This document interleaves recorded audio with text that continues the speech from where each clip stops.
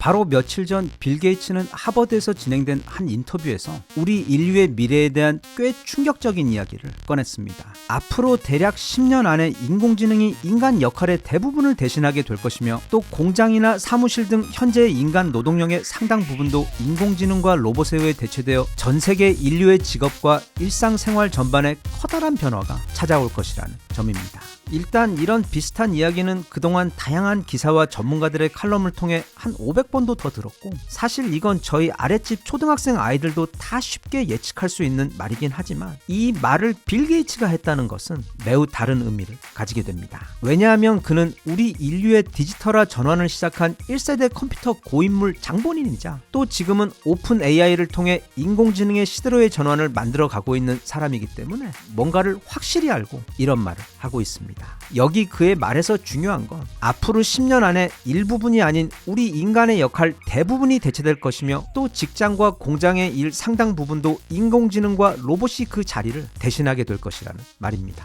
다들 항상 느끼시겠지만 10년 금방 갑니다. 잘 상상이 안 가지만 그때는 완전히 다른 세상, 그러니까 공상과학 영화에서나 나오는 그런 세상이 실제로 찾아오게 될 것이라는 뜻인데, 불과 몇 년 전 세상과 지금 2025년 4월의 현재 세상을 비교해보아도 그 차이가 어마어마합니다. 인공지능은 이제 IT 기업의 프로그래머들은 물론이고 초등학생들도 숙제하는데 매일 사용할 정도로 마치 스마트폰 같은 또 다른 필수품이 되어가고 있고, 또한 그 인공지능이 정신이라면 그 몸에 해당되는 로봇의 경우 역시 이미 상상을 초월하는 말도 안 되는 수준으로 발전하여 BMW 등 세계 여러 곳의 공장에서는 이미 로봇들이 인간의 자리를 대체하고 있고, 또 테슬라의 로봇인 옵티머스 역시 올해 말부터 테슬라 자동차 공장에서 일을 시작하게 될 것이며, 그렇게 우리가 인지하지 못하고 있는 사이 이 인공지능이 달린 똑똑한 로봇들은 공장을 시작으로 해서 이후 우리의 가정 안으로 빠르게 들어오기 시작할 것입니다. 사실 그건 채 10년도 안 걸릴 것 같고, 불과 앞으로 5, 6년 정도만 되어도 각 가정마다 다양한 형태와 기능의 로봇을 그 집의 사람 수보다 더 많이 데리고 운영하고 있는 날이 올 것 같아 10년 후에는 빌 게이츠가 예상했던 것처럼 우리 인류보다 더 많은 수의 휴머노이드 로봇들이 우리와 함께 지내며 공존하게 될 것으로 보입니다.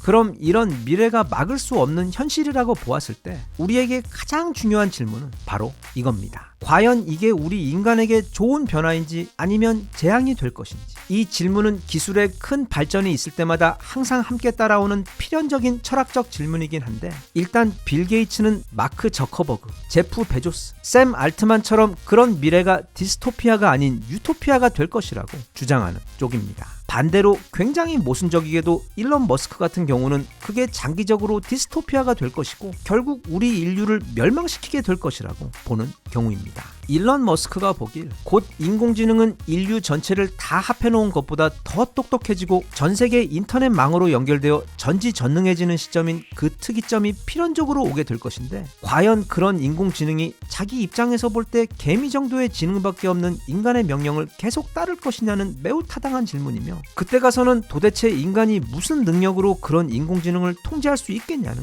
우려입니다. 그러자 마크 저커버그와 같은 반대파들은 인공지능의 능력을 조절하여 우리 인간보다 더 뛰어나지 못하도록 그 지능의 발전을 통제하는 방법에 대해서 이야기를 했는데, 아니 그럼 우리 인간보다도 똑똑하지 못한 멍청한 인공지능을 만든다는 뜻인데, 그건 약간 설명이 모순됩니다. 인공지능은 늦어도 10년 안에 그 특이점에 도달하게 됩니다. 그리고 그건 판도라의 상자를 열어버리는 상황이 될 것인데, 그 이후에는 세상이 어떻게 될 것인지는 그게 빌 게이츠나 일론 머스크를 비롯해 그 누구도 감히 예측할 수가 없습니다. 직업만 봐도 10년 전 최초의 자동 응답 기능이 등장했을 때 전 세계 텔레마케터 중 99%가 1순위로 인공지능으로 대체될 것이라고 했지만, 물론 지금 상당 부분 대체된 것은 맞지만 아직도 제 핸드폰으로는 내년에 50배 오른다는 그 가평의 땅을 사라고 전화 오시는 기획 부동산 회사 사람 아주머니로부터 전화가 오고 있고, 반대로 인류의 언어는 번역하기가 까다로워 비교적 천천히 대체될 것이라는 전망과는 달리 지금 챗 GPT는 99%가 아닌 거의 100% 완벽하게 단지 번역만 하는 게 아닌 편집까지 해서 원문보다 더 뛰어난 글과 말로 번역을 해주고 있어. 사실 번역가분들의 직업은 이미 완벽하게 종말이 온 상황이기 때문에, 그리고 또 능숙한 숙련자만이 할 수 있는 직업들인 높은 하늘 위 공사 현장에서 철근을 연결하는 일이나 또는 세탁소에서 빨래를 개는 복잡한 일 같은 경우는 비교적 천천히 대체가 될 것이라고 예상했지만, 이미 인간보다 인간보다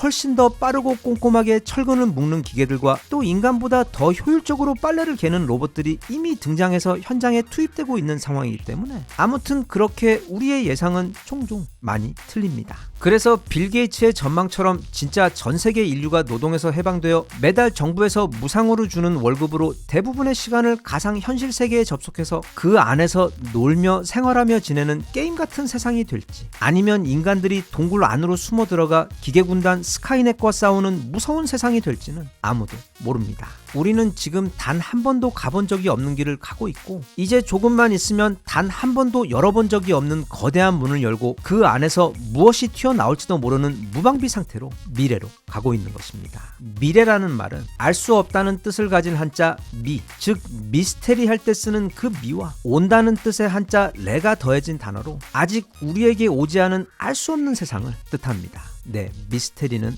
농담입니다. 그래서 미래는 늘 불확실하다 보니 기대와 불안이 공존하여 항상 수많은, 종종 서로 완전히 반대되는 전망들이 난무합니다. 그래서 많은 경우 비록 정확하지는 않지만 최대한 그 미래를 예상하고 준비하려는 노력은 재미있기도 하고, 또 한편으론 아직 가보지 않은 미지의 세계로 걸어 들어가는 우리 시간 여행자들에게 있어 의무이기도 합니다. 앞으로 10년 후 우리의 세상이 어떻게 될지에 대해 사실상 생각할 수 있는 모든 영역을 다 커버하면서 다루고 있는 책 10년 후 세계사 미래의 역습에서는 앞서 설명한 지금 무서운 속도로 발전하고 있는 인공지능과 이미 인간의 감정까지 표현이 가능해진 로봇 시장의 상황과 페이스북과 넷플릭스 그리고 쿠팡과 같은 빅데이터 기업들이 시장을 넘어 세계 패권을 두고 싸우고 있는 현장, 그리고 이제는 기업에서 국가로 그 범위를 넓혀 미국과 중국이 지금처럼 서로 죽일 듯 싸우게 된 진짜 이유와, 또 앞으로도 반도체와 전기차 등 그 미래 기술 패권을 두고 최소 10년 이상 싸우게 되는 그 과정과 그 둘을 중심에 둔 주변국의 입장과 전략에 대한 이야기, 또 일명 하늘의 그물이라는 이름하에 중국 정부가 자국의 국민들을 대상으로 실험하고 사용하고 있는 무시무시한 인공지능 기술들을 소개하며 인공지능 기술의 그 윤리적 관점을 돌아보는 이야기 외에, 우크라이나 전쟁과 이스라엘 전쟁을 통해 드디어 연구실을 박차고 전장으로 나와버린 인공지능 킬러 로봇들의 세상과 현재 진행되고 있는 첨단 지뢰와 유령 함대, 그리고 드론들의 세상에 대한 조금은 무서운 이야기들, 끝으로 이 모든 기술의 발전에 있어 반드시 필요한 그 에너지에 대해 사우디 같은 산유국은 물론이고 세계 각국이 어떻게 그 새로운 에너지 세계로의 전환에 대처하고 있는지에 대한 방대하면서도 조금 과할 정도로 꼼꼼하게 조사한 매우 현실감 넘치는 미래 이야기를 담고 있어 꼭 빌 게이츠나 일론 머스크 같은 특별한 전문가들이 아닌 우리 일반인들도 각자 지금 세상이 어떻게 변하고 있고, 또 그래서 앞으로 10년간 세상의 각 분야가 어떻게 변하게 되어 우리는 지금부터 뭘 어떻게 준비하고 대비를 해야 하는지를 생각해 볼 수 있는 넘치도록 충분한 재료들을 제공해 주고 있어 꼭 첨단 산업이나 테크 기술 관련 직종에 계신 분들이 아니더라도 심지어 고등학생이라도 지금 이 시점에 매우 훌륭한 교양 지식을 제공해 주는 아주 잘 정리된 미래 관련 보고서이기 때문에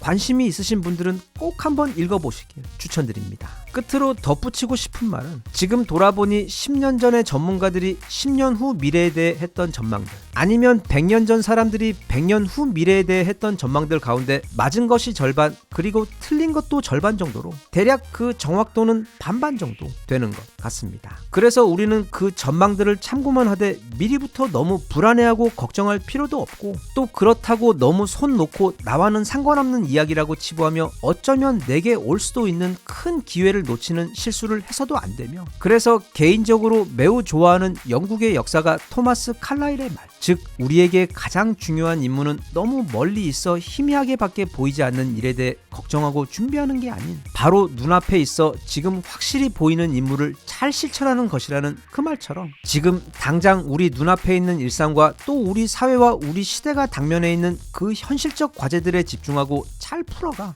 먼 미래를 앉아서 전망만 하는 것이 아닌 우리의 오늘을 직접 우리 손으로 만들어가는 일에 더 집중하고 최선의 노력을 쏟는 것이 훨씬 더 중요하지 않을까 싶습니다. 참고로 개인적으로 인공지능이나 로봇들에 대한 기대는 별로 없는 편인데, 대신 이 가상현실에 대한 기대는 너무너무 커서 어서 빨리 기술이 발전해서 현실보다 더 현실 같은 그 가상현실 속으로 들어가 특히 현실감 쩌는 전쟁 게임을 꼭 해보고 싶고, 그 외 스카이 다이빙이나 아니면 마치 실제로 여행을 하듯 세계 곳곳을 여행해보는 신나는 경험을 우리 집 소파에 편하게 앉아 할 수 있는 날을 고대하고 있습니다. 인공지능의 출현으로 이제 거의 그 마지막 페이지에 다다르고 있는 듯한 이 현대 기술의 발전과 그 결말이 부디 우리 인간에게 우호적이었으면 좋겠습니다.